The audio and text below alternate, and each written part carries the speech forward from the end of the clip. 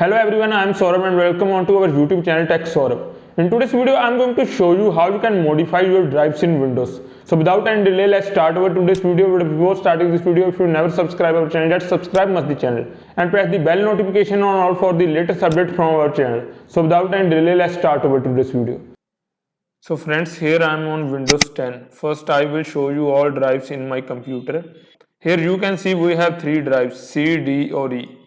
C have 121 GB, D have 162 GB and also E have 162 GB. Here I will show you how you can create a new volume or new drive into your computer system. Here in Windows 10, first you have to right click on Windows icon. After that you will get long list of options. You have to simply open disk management option. After open disk management system, you have to first check if any unallocated memory is available or not.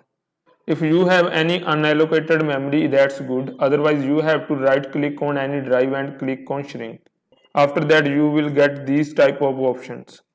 Here you have to mention how much memory you want to cut from that drive. Here I am going to shrink 10,000 MB from new volume D.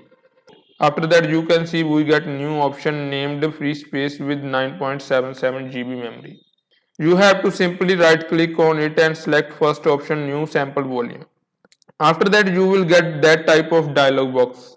Here you have to set file system, allocation, memory size and volume name.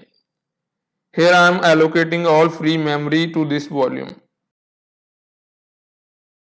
After that you have to simply click on next and click on finish. You can see your new drive or new volume is ready into your computer.